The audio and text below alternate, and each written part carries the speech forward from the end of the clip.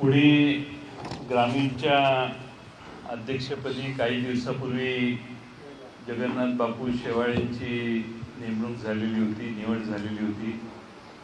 त्याबरोबर पुणे जिल्हा मोठा असल्यामुळं दोन उर्वरित ज्या लोकसभेचे क्षेत्र आहेत त्या दोन्ही ठिकाणी जबाबदारी वाटून घ्यावी म्हणून शेवाळे बापूंच्या सहाय्याला दोन कार्याध्यक्ष नेमण्याचा निर्णय आदरणीय पवारसाहेबांनी घेतलेला आहे. त्याप्रमाणे देवदत्त निकम आणि महादेव कोंडरे या दोघांची आज कार्याध्यक्ष म्हणून नेमणूक झालेली आहे. त्याचबरोबर जिल्हा स्तरावरील देखील काही नेमणुका जगन्नाथ बापू शेवाळेंच्या नुसार आज करण्यात आलेल्या आहेत.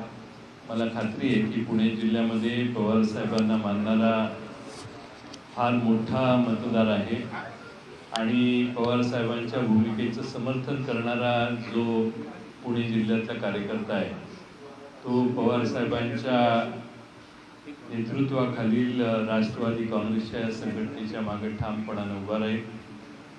पुणे जिल्ह्यामध्ये जगन्नाथ बापू शेवाळेंनी यापूर्वी या जिल्ह्याचं नेतृत्व केलेलं आहे, पक्षाच्या संघटनेचं, आणि म्हणून आम्हा सर्वांना विश्वास आहे की या जिल्ह्यातल्या कानाकोपऱ्यापर्यंत जगन्नाथ बापू शेवाळे यांच्या रूपाने राष्ट्रवादी काँग्रेस अधिक भक्कमपणाने पोहोचेल. पक्षात अनेक कार्यकर्ते असे आहेत की यांना पूर्वी संधी मिळाली नाही, त्या सर्वांना संधी देण्याचं काम देखील ते करतील असा मला विश्वास आहे. पवारसाहेबांचा या जिल्ह्यातले योगदान, त्यांच्या मागची या जिल्ह्यातली ताकद ही कसुबरी कमी झालेली नाही अशी आम्हा सर्वांची भावना आहे आणि म्हणून त्याच ताकदीनं पुणे जिल्ह्यातली जनता पवारसाहेबांना साथ देईल असा मला विश्वास आहे. आज या निमित्ताने पुणे शहर राष्ट्रवादी काँग्रेसचे अध्यक्ष श्रीयुत प्रशांत जगताप यांनी पुणे शहरातील काही गणेशोत्सवाच्या मंडळांना भेटी देण्याचा कार्यक्रम आयोजित करण्यात केलेला आहे. थोडासा पाऊस येतोय, गर्दी भरपूर आहे. पुणे शहरात आज गर्दीचा पूर ओसंडून वाहतोय. त्यातूनच जास्तीत जास्त गणेशोत्सवाच्या मंडळांना भेटी देण्यासाठी आता आम्ही सगळे निघणार आहोत. आपण सगळे या नियुक्त्यांच्या बैठकीसाठी उपस्थित राहिलात त्याबद्दल आपले आणि आपल्या प्रसारमाध्यमांचे आभार मानतो. गेल्या काही महिन्यामध्ये परिस्थिती बदललेली आहे. त्यानंतर आपण गणेशोत्सवाच्या या दर्शनासाठी येत आहे. दर्शन करताना काय नेमकं मागणं करता येईल वगैरे काय मागणार? कारण काल ताईंनी पण दर्शन घेतले, त्यांनी बऱ्याचशा गोष्टी माहीत नसतील. तुम्ही काय मागणार अशा संकट काळात? मी मागच्या वर्षी देखील या शहरात गणेशोत्सवाच्या दर्शनाला आलो होतो आणि आजही अनेक ठिकाणी दर्शनाला येतोय. मला खात्री आहे की गणेश हे बुद्धीची देवता आहे आणि राष्ट्रवादी काँग्रेसला या गणेशाचा नेहमीच आशीर्वाद आहे. त्यामुळं अधिकचं मागणं नाही आहे ते वाढवण्यासाठी आणि सर्वांना संघटित करून महाराष्ट्राचं पुरोगामित्व अबाधित ठेवण्यासाठी गणेशाकडे आशीर्वाद मागणं. कोणत्या राष्ट्रवादी काँग्रेसला आशीर्वाद द्यावा असं वाटतं? आज या क्षणाला राष्ट्रवादी काँग्रेस एकच आहे अस्तित्वात आणि शरद पवार साहेबांच्या अस्तित्वातली आहे. तुमच्या मनात जी राष्ट्रवादी आहे ती अजून अस्तित्वात आलेली नाही. जयंत पाटील साहेबांची इच्छा काहीतरी असेल जी गणरायाकडे बोलून दाखवायची असेल. पाटील साहेबांची इच्छा कोणती आहे जी गणरायाला बोलून दाखवायची? काय ज्या इच्छा जाहीरपणाने व्यक्त केल्या जातात त्या पूर्ण होत नाही. त्यामुळं माझी इच्छा ही गणेशाच्या कानातच बोलून दाखवते. पाटील साहेब, खरं तर आज तुम्ही देखील आहात, अजित पवार गटाचे प्रदेशाध्यक्ष देखील पुण्यात आहेत. दोन्ही पक्षाकडून मोठी पक्षबांधणी केली. तुम्ही नियुक्तीपत्र दिलेत. आज अजित पवारांचा मोठा रोड शो झाला, पवार साहेबांची सभा आहे. पुणे जिल्हा असेल किंवा हे असेल, राष्ट्रवादीची ताकद वाढवण्यासाठी तुम्ही प्रयत्न करताय, पण आव्हानं काय आहेत असं तुम्हाला वाटतं? राज्यभर दुष्काळाचं आव्हान आहे, ज्याच्याकडे सरकारचं दुर्लक्ष आहे. राज्यामधल्या महिला सुरक्षित नाही, ज्याकडे सरकारचं दुर्लक्ष आहे. राज्यामध्ये ज्या गोष्टी चाललेल्या आहेत आणि देशात ज्या गोष्टी झालेल्या आहेत संसदेचं खास अधिवेशन बोलवून या देशातल्या अल्पसंख्याक माणसांना शिव्याशाप देण्याचा कार्यक्रम संसदेच्या व्यासपीठावरून होतो, याच्यापेक्षा नव्या इमारतीतल्या पहिल्या अधिवेशनाचं दुसरं महत्त्व नाही. अशा परिस्थितीत देश आणि महाराष्ट्र अडकलेला आहे. आता पाहू काय होतंय. 20 तारखेला म्हणजे गेल्या वर्षी 20 जूनला एकनाथ शिंदे यांनी बंद केलं होतं. 2 दिवसानंतर म्हणजे 22 जूनला अजित पवारांच्या दालनामध्ये रोहित पवार सगळे आमदारांना घेऊन गेले होते आणि आपण भाजपमध्ये जावं असा घोषस्फोट जो आहे तो सुनील शेळके यांनी आपल्याकडे केला आहे. खरं नेमकं काय घडलं होतं त्या दिवशी, कारण त्यानंतर ते म्हणले की पवार साहेबांकडे सुद्धा रोहित पवारच घेऊन गेले होते. म्हणजे अजितदादांच्या आधी रोहित पवार खरंच आग्रही होते भाजपमध्ये जाण्यासाठी.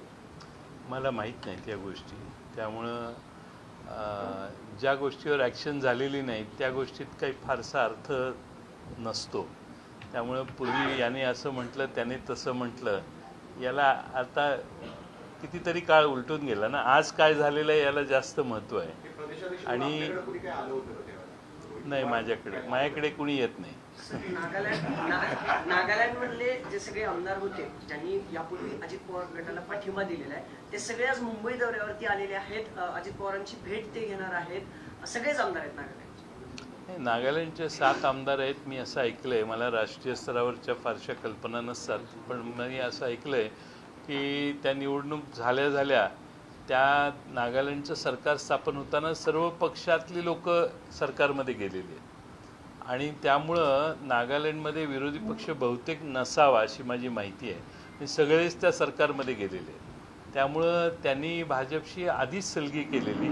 अजित पवार आणि जे सध्या आमच्या पक्षात झालेलं आहे त्याच्याशी त्याचा काही संबंध नाही. त्यांनी आधीच तिकडं पाठिंबा देऊन टाकलेला आहे. अमित पवारांचं फिक्स लागलं आहे मुख्यमंत्री. आता भविष्यात पवारांनाच आपण प्रमोट करणार आहोत राष्ट्रवादी काँग्रेस पक्षाकडे मुख्यमंत्री पदासाठी. तुम्हाला काय ऑब्जेक्शन आहे का? ते आम्ही ठरवू, पण तुम्हाला ह्या पोस्टरबद्दल तुम्ही पोस्टरवर का ऑब्जेक्शन घेता? आणि पोस्टर आपल्या डेमोक्रॅटिक सेटअपमध्ये भारतामध्ये कोणी कोणालाही कुठल्याही पदावर बसवू शकतो. त्याला काही ऑब्जेक्शन घेण्यासाठी तुम्हालाही अधिकार नाही, मलाही अधिकार नाही. आणि त्यांचे समर्थक आहेत त्यांनी लावला असेल ना. असे सगळ्यांचेच फ्लेक्स लागतात आणि आपण कार्यकर्ता त्या नेत्याला कुठं पाहतोय याचं ते प्रतिबिंब आहे. त्याच्यात ऑब्जेक्शन घेण्यासारखं काय? अजितदादांची जागा रोहित पवार घेऊन त्याच्यानंतर हा फ्लेक्स लागला म्हणून विचारलं की त्यांना काही आपण प्रमोट करणार आहात का आपल्या पक्षाकडून की तेच मुख्यमंत्री पदाचे दावेदार असतात? नाही, आपल्या पवार साहेबांना मानणारे जे कार्यकर्ते नेते आहेत त्यातल्या अनेक जणांच्याकडे मुख्यमंत्री पदापर्यंत पोचण्याची ताकद आहे. काही कोणी कोणाला कमी नाही आहे. त्यामुळं असे प्रमोशन प्रत्येकाचं झालं तर आमचा पक्षही वाढेल. पक्षात थोडीशी व्हरायटी दिसली पाहिजेत आणि लोकांनाही वाटतं की हे बलस्थान आहेत पक्षाची.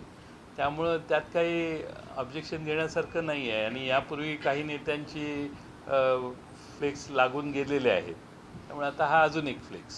शपथ घेतली होती त्या दिवशी अजितदादांनी ज्या दिवशी शपथविधी घेतला होता त्या दिवशीच पवारसाहेब म्हणाले होते की 3 महिने मी वाट पाहतोय, 3 महिन्यानंतर चित्र वेगळं असेल. आता 3 महिने व्हायला आलेले आहेत जवळपास. तर आता नेमकं किती आपल्या पक्षाकडे आमदार आहेत, किती खासदार आहेत आणि आपण काय नेमकं विधिमंडळात मांडणार? हे विधिमंडळात मांडण्यासारख्या बऱ्याच गोष्टी आहेत. त्या विधिमंडळ चालू झाल्यावर आम्ही मांडू. आणि आमच्याबरोबर साधारणपणाने 13-14 आमदार आहेत.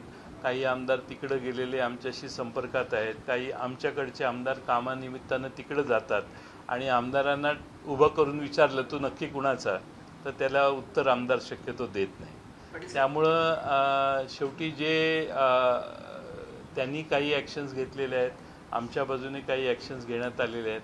आता बघू, विधानसभेच्या अध्यक्षांच्या समोर या सगळ्या गोष्टी जातील. पाटील साहेब, तुम्ही आमदारांचा मुद्दा उपस्थित केला की समोर थांबून एक आमदार मंचावरती आहेत. असं कळतंय की निधीच्या बाबतीत जे आमदार अजित पवारांसोबत गेलेले नाहीत त्यांचा निधी जो आहे तो रोखला गेलाय. तो राज्यभरात झाले. पुणे जिल्ह्यातले देखील 2-3 आमदारांचे उदाहरण आहे. निधीच्या बाबतीत असं काही झालंय का? तुमच्या काही कानावर आलंय का? आमदारांनी अशी काही तक्रार? मला काही आमदारांनी सांगितलं की अशा गोष्टी घडल्या आहेत आणि मध्ये त्या संबंधात कल्पना देण्याचं कामही करण्यात आलेलं आहे की अशा गोष्टी होणार नाही त्याची काळजी घ्यावी. आता बघू काय होतं. नेमकं कोणाकडनं रोखलं जातंय? म्हणजे सत्ताधारीमधले कुठले असे पक्ष आहेत जो आपला निधी नाही. रोखू पाहतो? आधी निधीची मागणी करण्यात आली, पत्र मागणी केली, सगळ्यांनी पत्र दिली. त्याप्रमाणे आपापल्या मतदारसंघात विधानसभेच्या सदस्यांनी सांगितलं की ही कामं सुचवण्यात आलेली आहेत. आता त्यानंतर त्या निधी मिळण्यात काही अडचणी निर्माण झालेल्या आहेत. त्या अडचणी सरकारने दूर कराव्यात अशी आम्हाला अपेक्षा आहे. शहांचा काल मुंबई दौरा होता. खरं तर गणेश दर्शनासाठी ते सगळे आले होते, अमित शहानी. पण लोकसभेच्या अनुषंगाने एक महत्त्वाची बैठक वर्षा बंगल्यावर पार पडली. काही नावं समोर आलेत लोकसभेसाठी. उज्ज्वल निकमांना ते जळगावमधून उमेदवारी देणार आहेत. पुण्यातून सुनील देवधरांचा विचार केला जातोय आणि माधुरी दीक्षितांना देखील भाजप समोर करेल 2024 साठी. खरं तर गणेश दर्शनासाठी आल्यावर ही गुपित बैठक झाली आणि खासदारकीसाठी ही नावं समोर आली आहेत. म्हणजे भाजप आतापासून तयारीला लागले पाहिजे. त्यामुळे याच्यात प्रश्न काय? नाही, पण आपली तयारी काय असणार आहे? कारण भाजप आतापासूनच नावं सुद्धा ठीक. उज्ज्वल निकमांचं नाव समोर आले, माधुरी दीक्षितांचं आलंय, पुण्यातून सुनील हो, मग आमची पण नावं जवळपास तयार आहेत. आम्ही खडसेंना तिकडं सुचवलं आहे की खडसे साहेबांनी ती जबाबदारी घ्यावी. सुप्रियाताई इथं उमेदवार आहेतच. सातारचे उमेदवार थोड्या दिवसात आमचे फायनल होतील. आमची तयारी झालेली आहे. आपणही काही इच्छुक आहात? आम्ही विधानसभेपर्यंत पोचलोय, लोकसभेपर्यंत नाही. विधानसभेची जुळणी करत आलो आहे. बरं, हे सगळं होत असताना पवार साहेबांचा संसदेतला फोटो तुम्ही बघितला असेल. प्रफुल्ल पटेलांसोबतचा तो फोटो होता. त्यावरती बरंचसं राजकारण झालंय. पण आता प्रफुल्ल पटेल म्हणतात की पवार साहेबांनी जी जी जबाबदारी मला माझ्या आयुष्यात दिली होती ती जबाबदारी मी सार्थपणे पार पाडली आहे. कधीही पवार साहेबांना नाराज केलं नाही. प्रत्येक काम साहेबांनी सांगितलेलं मी पूर्ण केले. याच्यात प्रश्न काय? प्रश्न असा आहे की अदानी सोबतचा पवारांचा जो फोटो व्हायरल झाला ना, त्यावरून तिकडून बऱ्याच जणांनी आक्षेप घेतला होता की अदानीवरती टीका केली जाते आणि तुम्ही अदानीसोबत जो आहे तो फोटो करताय. मग ह्या सगळ्यावरती प्रफुल्ल पटेलांचा फोटो देखील असाच व्हायरल करण्यात आला का? प्रफुल्ल पटेल आणि पवार साहेबांचा फोटो. नाही, असं आहे की संसदेच्या अधिवेशनामध्ये खासदार राज्यसभा विधानसभा लोकसभेचे आणि राज्यसभेचे एकत्रित भेटतात. नव्या इमारतीत नव्या सेटअपमध्ये नव्या खोलीमध्ये फोटो काढण्याचा मोह आवरला नसेल, त्यामुळे फोटो काढला असेल. असं होऊ शकतं ना. त्याला त्यापेक्षा आणि दोघं अनेक वर्ष एकमेकाला ओळखतात, त्यामुळे फोटो निघाला याचं ऑब्जेक्शन घेण्याची काय आवश्यकता नाही. आता प्रश्न राहिला अडाणींचा. त्यांनी नवीन काही व्हेंचर सुरू केलं, त्याच्या उद्घाटनाला पवारसाहेबांना त्यांनी बोलवलं. त्यात नवीन उद्योग त्या राज्यात सुरू आहे. तो काय आपल्या राज्यातून तिकडं खेचून नेलेला उद्योग नाही, तो तिथंच चालू झालेला उद्योग आहे. त्याचं उद्घाटन करायला गेले. अजित पवार आज म्हणाले की आज माझ्याकडे अर्थखाता आहे म्हणून मला दुःख माफ मिळते. पुढे अर्थखाता टिकेल नाही टिकणार हे काही माहिती नाही असं वाटतं. नाही, याचा अर्थ अजितदादा सावध आहेत याचं मला समाधान आहे. अंधार अपात्रतेबाबत उद्या सुनावणी होते. अंधार अपात्रतेचा जो प्रश्न आहे शिवसेनेचा, परत एकदा राहुल नार्वेकरांनी सांगितले की सगळ्या आमदारांना नोटीस पाठवणार आहे. उद्या सुनावणी होणारी आहे विधान भवनाच्या दालनामध्ये. ही सुनावणी ऑनलाईन व्हावी अशी संजय राऊत आणि बऱ्याचशा पक्षांनी विरोधी पक्ष नेत्यांनी मागणी केलेली आहे. ऑनलाईन व्हावी. तुम्हाला वाटतं ही सगळी सुनावणी हो, ऑनलाईन झालेली जास्त बरी होईल. विधानसभेच्या अध्यक्षांच्या बाबतीत मग कुणाला काही फारसे आक्षेप घेता येणार नाही. दोन्ही बाजू सगळ्यांना कळतील आणि विधानसभेच्या अध्यक्षांनाही निर्णय घेणं सोपं होईल. रोहित पवारांची आज फ्लेक्स लागले. साहेब, जसं तुम्ही सुनावणीचं म्हटलं नंतर घ्या यांच्याकडून.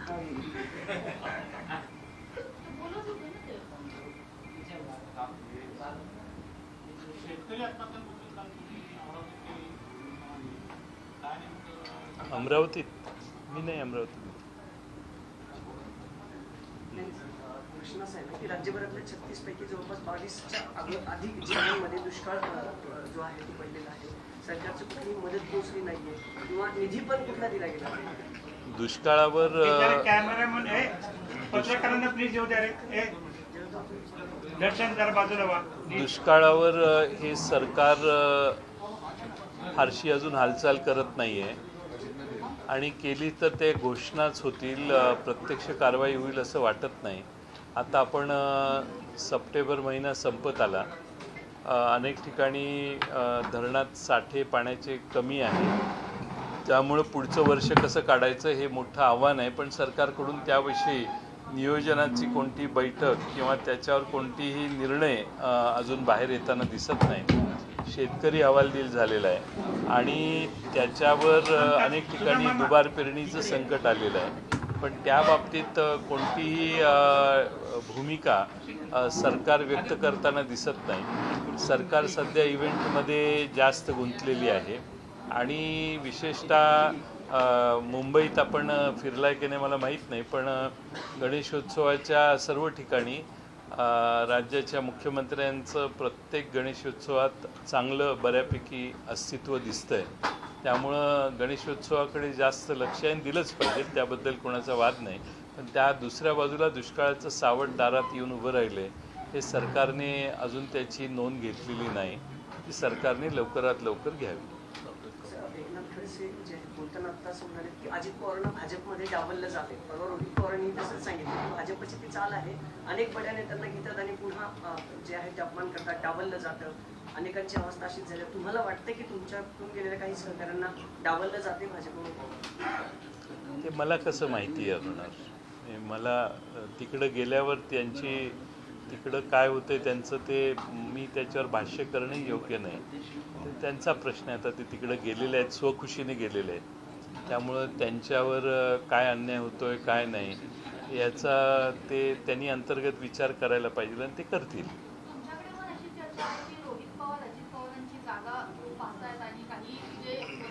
ती मगाशी घेतली, त्यांनी जागा घेतली मगाशी. प्रश्न झाला तो. बारामतीच्या जागेचं काय? कारण पार्थ पवारांच्या नावाची चर्चा आहे. राम शिंदे म्हटले बहुतेक त्यांना रोहित पवारांनी. मी पवार साहेबांच्या राष्ट्रवादी काँग्रेस पक्षाच्या उमेदवाराबद्दल सांगू शकतो. दुसऱ्या पक्षांच्या उमेदवाराबद्दल मी कसं बोलू शकतो? मला माहीत नाही ना. बारामतीला सुप्रियाताई लढणार 2024. अर्थात काय शंका नाही तर. मावळवरून पार्थ पवार लढणार. तेच मी सांगितलं ना तुम्हाला. माझ्या पक्षाकडून मी आमच्या उमेदवारांची माहिती सांगतो. मावळ हा शिवसेना, काँग्रेस आणि आम्ही एकत्रित बसून निर्णय घेऊ शकू. सिटिंग खासदार जे आहेत आमचे ते राष्ट्रवादीचे जे आहेत कोल्हे साहेब आणि सुप्रियाताई, या दोन्हीबद्दल मी तुम्हाला सांगू शकतो. उरलेल्या कोणत्याही कॉन्स्टिट्युन्सीबद्दल तीन पक्षातल्या चर्चेच्या अभावी कोणतं विधान करणं सोयीचं नाही. सर, इंडिया ब्लॉक की जब भी मीटिंग होती है या जब भी चर्चा होती है तो अदानी एक महत्वपूर्ण मुद्दा रहते हैं उस मीटिंग के दौरान, जब भी अपोजिशन के हैं. लेकिन पवार साहब की जिस तरह नजदीकी आप पहले जो अहमदाबाद गए हैं उसको लेकर अब मतलब जो सरकार में है बीजेपी, वो कह रही है कि राहुल गांधी को कोई सीरियसली नहीं लेता, वो हमेशा अडानी का विषय उठाते हैं. लेकिन जो सीनियर नेता है वो तो अडानी से जाके मिलते हैं, उसका समर्थन करते हैं जेपीसी की बात को. क्या जवाब देंगे आप इन बातों को, कुछ बातें चल रही है राज्य? दो बातें अलग है. दिल्ली में यानी इंडिया के मीटिंग में जो धोरण है वो सारे लोग, सारे नेता इकट्ठा बैठ के लेते हैं और उसमें पवार साहब भी मौजूद रहते हैं और उस धोरण के खिलाफ कुछ इसमें काम नहीं होता है. जब तक इनॉग्रेशन का सवाल है, पवार साहब उनको जानते हैं और उन्होंने ये निमंत्रित किया तो वो प्रोजेक्ट का निर्माण हुआ है. उसका उद्घाटन करना कोई अलग बात है ऐसा मुझे नहीं लगता, क्योंकि वो एक नई इन्वेस्टमेंट का उद्घाटन है. अब वो इन्वेस्टमेंट में कुछ गलत है, ऐसे कुछ चीज़ें हैं तो बात अलग हो सकती है. लेकिन जहाँ क्लीन काम है वहाँ अगर पवार साहब गए और उधर इनॉग्रेशन के लिए उन्होंने उनको निमंत्रित किया है तो मुझे लगता नहीं उसको कोई ऑब्जेक्शन होने की आवश्यकता है. अब राहुल गांधी जी या इंडिया के सारे नेता इकट्ठा बैठ के जो भी निर्णय करेंगे उसके साथ पवार साहब है, उसमें कोई दो राय नहीं है. बार बार उन्होंने वो बैठक में बैठ के जो निर्णय हुए हैं उसका समर्थन ही किया है। तो मुझे लगता है उसमें कोई गलत नहीं है। ये एक प्रोजेक्ट की बात है जहां पवार साहब गए और उन्होंने इनॉग्रेशन किया। वो दो चीज़ें मिक्स करने की कोई आवश्यकता नाही है। हेच मराठींना हवं आहे सातत्याने कालच वडेट्टीवार बोलले की अशा भेटीमुळे आमच्या पुन्हा मनात संभ्रम निर्माण होतो। असं आहे की अडाणींनी काही प्रकल्प त्यांच्या राज्यात केलेला असेल, तो काय महाराष्ट्रातनं तिकडं घेऊन गेलेला आहे तसं नाही। त्यांनी काही छोटासा प्रकल्प केलेला आहे की ज्याच्यासाठी पवार साहेबांना त्यांना तो प्रकल्पही दाखवायचा असेल, त्यामुळे त्यांना इनॅग्रेट करायला सांगितलं। काही नवीन असेल तर ते बघायला जाणं हा पवार साहेबांच्या कुतूहलाचा कायम विषय राहिलेला आहे। त्यांना बोलवलं असेल ते निमंत्रण लोकसभेचं अधिवेशन संपल्यावर येताना अहमदाबादला जाऊन त्याचं उद्घाटन केलं, तो प्रकल्पही त्यांनी पाहिला। मला वाटतं की प्रकल्प पाहण्याने काही गैर नाही। एखाद्या दुसऱ्या राज्यात काही प्रगतीचं झालेलं असेल तर ते पाहायला जाणं। मला आठवतं 2002-3 साली तिथं नवीन पोर्ट झाला, त्यावेळी आम्हा काही तरुण मंत्र्यांना घेऊन तो पोर्ट दाखवण्यासाठी पवार साहेबांनी दुसऱ्या राज्यात आम्हाला सगळ्यांना घेऊन गेलेले।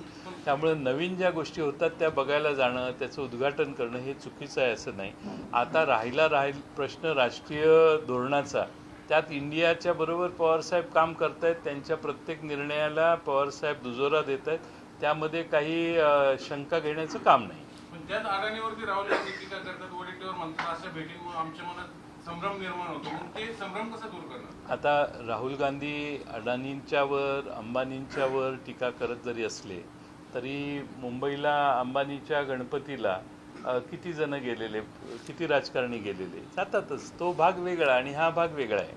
त्यामुळं एखादा प्रकल्प चालू असेल त्याचं उद्घाटन करायला जाणं, म्हणजे आता समजा माझ्यावर प्रचंड आरोप असतील आणि मी एखादा साखर कारखाना काढला आणि त्याला एखाद्या नेत्याला उद्घाटनाला बोलवलं तर तो प्रसंग वेगळा आहे। माझं जे बाकीचे ज्या गोष्टी आहेत त्याचा विषय हा राजकीयदृष्ट्या राष्ट्रीय स्तरावर त्याचं निर्णय धोरणात्मक ज्यावेळी होईल त्यावेळी होईल।